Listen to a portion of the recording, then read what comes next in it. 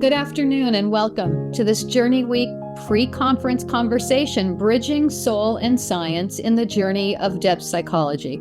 I'm Laura Scott, Senior Director of Pacifica Extension, and I am honored today to welcome Dr. Leonie H. Mattison and Dr. Thema Bryant for an important conversation about the field of psychology, its current state, and future direction. Both are presidents. Dr. Thema Bryant is the 2023 president of the American Psychological Association, the leading scientific and professional organization representing psychology. And Dr. Mattison is the president and chief executive officer of Pacifica Graduate Institute. Dr. Bryant is currently a tenured professor of psychology in the Graduate School of Education and Psychology at Pepperdine University, where she directs the Culture and Trauma Research Laboratory. And Dr. Mattison is president and CEO of Pacifica Graduate Institute, where she is pursuing an ambitious vision of making depth psychological education accessible to all. It's not overstating to say that you are both innovative, inclusive, inspirational leaders, authors, and speakers who are dedicated to transforming lives through education, research, and human-centered services. So Dr. Thema and Dr. Lee, welcome, and thank you for making time for this conversation today. Thank you so much. It's a pleasure to be here. And Thank you, Laura Lee. You're very welcome. I'm looking forward to this. So let's begin at the beginning. Kierkegaard wrote that life can only be understood backwards, but it must be lived forward. So let's begin with a bit of your personal backstories, if we can. Can you share some insight into what led you to choose your respective careers? I'll let you take it away, Dr. Thema. Certainly. So I am the daughter of two ministers. Growing up, I was a pastor's daughter, and within my community, the African-American community, people often would speak to their faith leaders for counseling as opposed to a mental health provider. And so I jokingly share in one of my books, Homecoming, that my first time working a crisis hotline was during my teen years, living in the parsonage, that we just often had members calling in distress. And I have always been what people would call sensitive and compassionate and feeling things very deeply with a gift for bearing witness. So then when I discovered that the field of psychology is a profession in and of itself, I was very much drawn to it, so knew at an early age I wanted to be a psychologist, and that has always been my forward story about how I landed here. I later was able to put some more pieces together when my mother shared with me, who is a gifted writer and does a lot with women's ministries, but shared with me that in elementary school, I came home and asked her if she was depressed. And I don't remember asking her that question. And she asked what made me ask it. And in school, in the health class, they had given us those list of symptoms. And everything on that list fit my mother. So my unofficial story is that something about living and being raised by and loved by a gifted, loving mother who also lived with depression and anxiety. Wow. Thank you. Thank you for sharing that. Dr. Lee. Well, thank you, Dr. Thema. I was reading your book over the weekend and I read that story. So thank you for the reminder. I have my book right here. So in response to the question, Laura Lee, so looking back at what was what I call numinous in my childhood, as you can hear from my accent, I was born on the beautiful island of Jamaica, the West Indies. And I remember growing up, when my friends were playing what we call skipping rope or jump rope here in America, I was busy out in nature, walking around barefoot in my, what I call quiet space. I enjoyed being in those spaces where I could reflect and draw and also write about my dreams. I used to have these reoccurring dreams, and I just love to sit back and just think through what I dreamt the night before. So my mother used to call me Joseph the Dreamer. And at school, I was elected student leader I was on the debating team. I was also on the drama team. So I'm very expressive. I use my hands a lot. I hear that's an English and a Caribbean thing. And one of the things that I distinctly remember during the summer months, I would gather all the children in my community and I would teach them how to read and write. Now, what I used for chalk was charcoal, like literal charcoal, that the wood burning charcoal. I would use that as my chalk. And then the concrete in our driveway was my chalkboard. And then for books, we would use banana leaf. I would use pieces of cloth for the kids to write on. And that just, it spurred something. That was where the seed started growing. That is kind of planted that seed in me when I was in Jamaica. And then several years later, when I immigrated to the US and live in New York, I experienced a near-death stroke experience. And that really awoken something inside of me.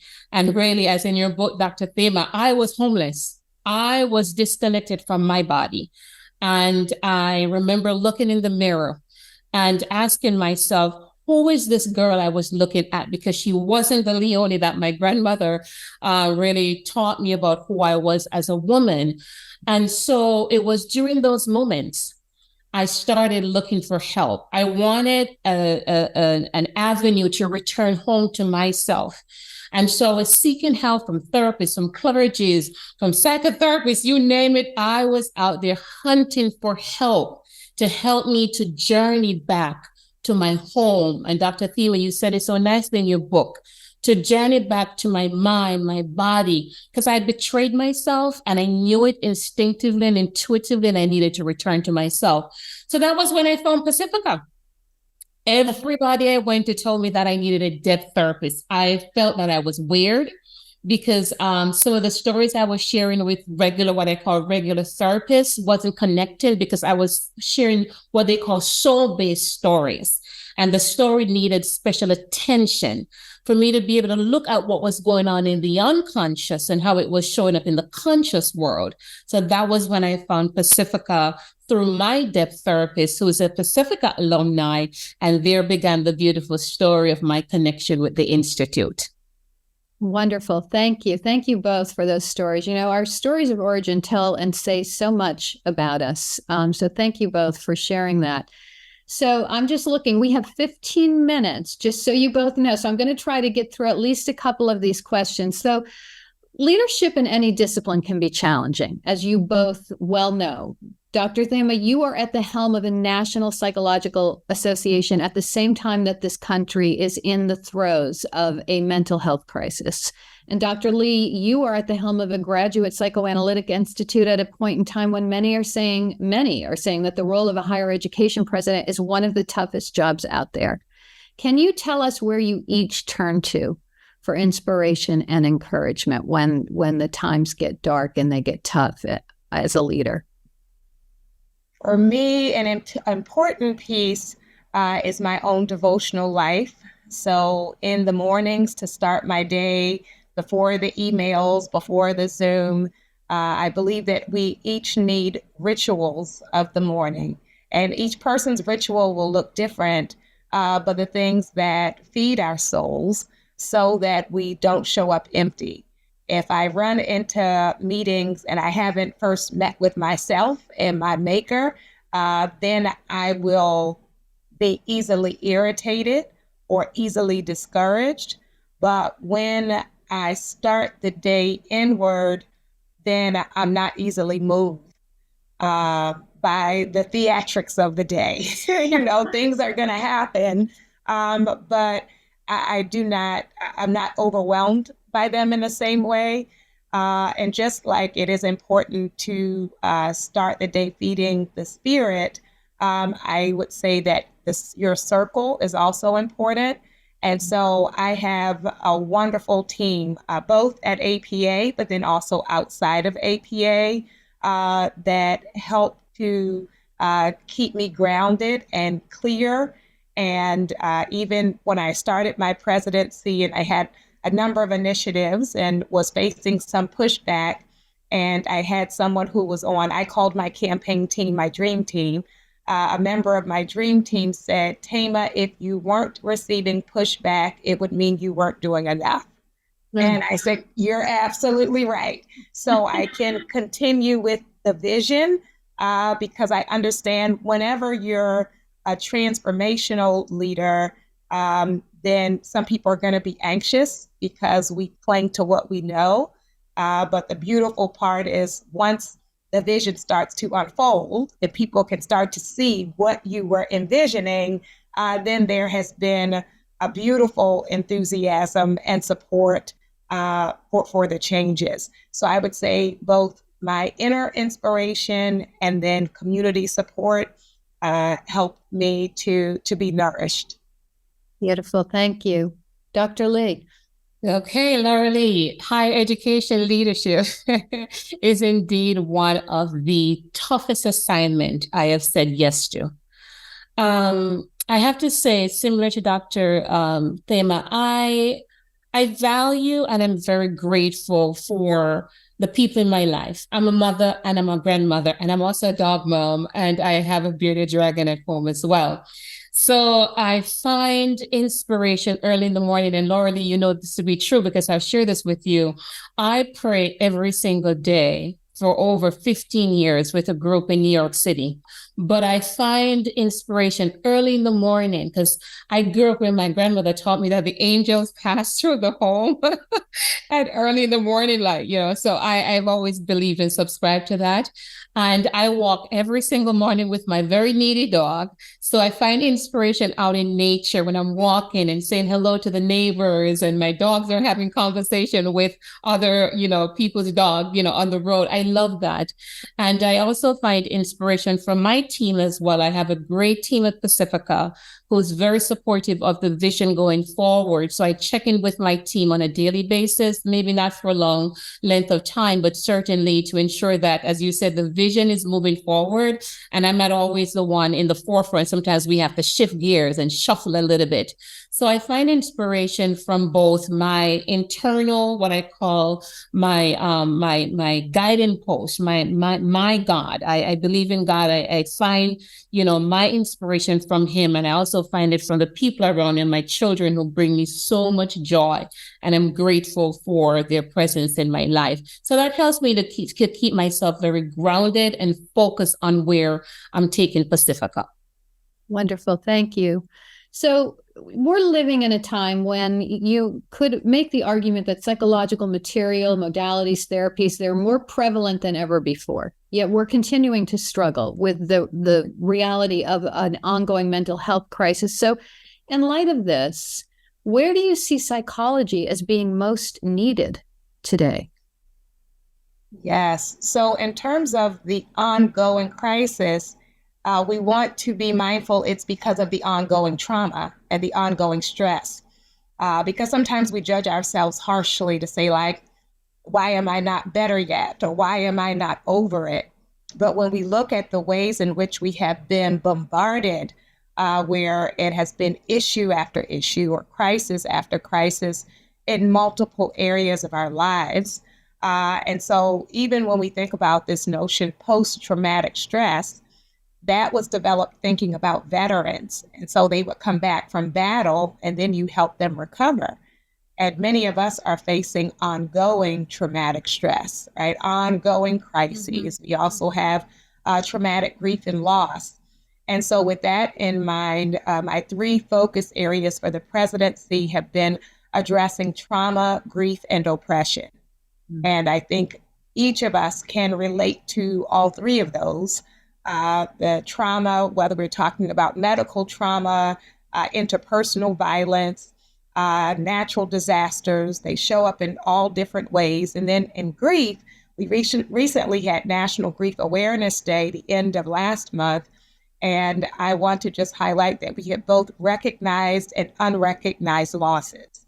So death, of course, is a loss, but we also could have loss of relationship, loss of time, loss of identity, loss of financial resources. And so helping people to have compassion for themselves and for each other, because even when we show up for these Zoom meetings, the box doesn't tell the whole story. right? And many of us were told or taught to raise it, to carry it well. And so even in people's presentation, we keep it very polite. How are you? I'm fine. How are you? I'm fine. But the world could be collapsing. And then this issue of oppression across identities, seeing the rise in hate crimes, in discrimination and attacks on our human rights. And so needing to address all of those. And one of the things that the American Psychological Association has been looking at, as well as other organizations, is population health. So it's recognizing if we just limit it to the number of people that can come to my office to see me, that is going to be a very small number. So we have to think more globally about disseminating knowledge and information and supports so that each person or family or community is benefiting from our psychological science. Wonderful. Wonderful. Thank you. And your vision and your priorities are so aligned, listening to both of you. So Dr. Lee, could you also weigh in on that question? You know what? Dr. Thema hit on a really high point in regards to the ongoing, realities of the traumas that we're having to survive on a daily basis. And both the depth psychological focus of Pacifica and I believe the work of the APA are truly relevant and important, and they're so needed. And one of the initiatives that we're working on here at Pacifica is called Pacifica Soul Promise. And what we're intending to do here is to expand the pool of healers, depth healers, or therapists, or psychologists. And the reason why this is a focus for us, because just as you mentioned, there is a need to address the mental climate and the social justice crisis that we're currently faced with. And as you know, the theme of Journey Week, we're looking at ways to bring the community together, because we know that there is not one scientific solution. There isn't a lucky pill out there that can help to treat trauma at the soul level at which we're seeing how it's showing up in our youths, in our communities, in our families, and even in the workplace. And so through deep collaboration, I believe that it is time for us to bridge soul and science, to radically innovate, and not only innovate, but make accessible solutions that bring about, mental health care to the millions of individuals across this country and even around the globe who are living in underserved communities to gain access to these resources, treatment, and also the knowledge that the APA has as a strategic goal. And so Pacifica Soul Promise will examine that over the next 5 to 10 years. And I'm hoping that we'll be able to forge a more stronger connection with the APA to see how we might bridge our synergies and our strategic priorities together as well. Wonderful. Thank you. Thank you, Dr. Lee. So, the intersections of both your conversations, I think, are so apparent. And you both started off with your stories at the very beginning of this. You're both soulful storytellers. You both are immersed and rooted in that. So I think this is going to be our final and closing question on this. But we know C.G. Jung wrote extensively about the soul. In the Red Book, he talks about being forced to speak to his soul, to call upon his soul as a living and self-existing being. What does soul mean in the context of psychology and psychological research? Because as Dr. Lee was alluding to, as Dr. Tamas, I'm sure you're aware, there's been a historic divide between the science of psychology and the soul of psychology. So how would you respond to that? What does soul mean in the context of psychology and psychological research today? Yes, so the soul is the essence of who we are. It is our core. It is our breath. It is the unseen. It is our home. And what we are seeing in terms of the shifting is a reclamation of psychology's roots. So the official founders in psychology were people of faith. And what happened, there was a shift in an attempt to prove our science. There was a discarding of anything that seemed too difficult to prove or to grasp or to control. And what we have now is, research like Ed Shafransky and others have documented that on average, mental health professionals endorse a lower level of religiosity than the general public. So you can often have people who are not of faith, who are designing the healing interventions for people for whom faith is important. And so there has been a need for us to go back, train the trainers, teach the teachers, supervise the supervisors, because people cannot teach what they don't know. Yes. And it is important that we see the wholeness of who people are, mind, body, heart, soul, spirit, culture. All of that is necessary. You said it beautifully. You can't give what you don't have. In fact, I was actually going to quote what I read that you shared as well, is that, psychology, I think, vacuumed soul out of the practice. And there is a need to acknowledge that the experience that we cannot see, the experience that we cannot feel, and the experiences that we have never even heard of or experienced ourselves, it is important as part of this practice. And we're advocating for there to be the, I like you said, reacclimation, the train the trainer, go back to the roots of psychology and put soul back into psychology where it's needed. You can't give what you don't have. And I feel that as you're saying that, because of the reoccurring traumas, there isn't one solution. And so it's time and it's incumbent upon us to put it back where it belongs, and let's truly start doing the work of psychology, really start doing psychology and understanding the importance that soul plays in this field.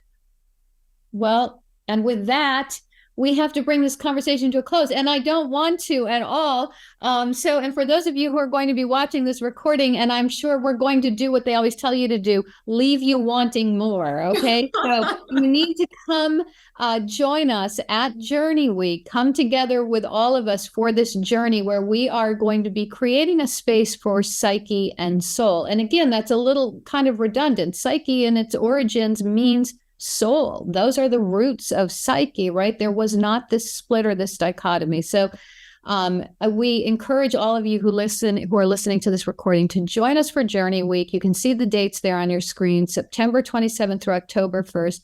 Dr. Thema will be joining us on Saturday with a keynote. If you've not heard her speak, you need to get here one way or another, plane, train, or automobile. She is an and a gifted speaker. Dr. Lee will be closing out the weekend with a Soul Circle and a special presentation. We'll be having a leadership roundtable. Thank you both, not just for this conversation, but thank you for your vision, your calling, your authentic groundedness in this place of psyche and soul, and for the challenges that I know you each are facing every day and meeting them with grace. So thank you both. Thank you, everyone who's listening, and we hope to see you at Journey Week. Take care, everyone. Thanks, Laura Lee. Thank you. Thanks, Dr. Bryant.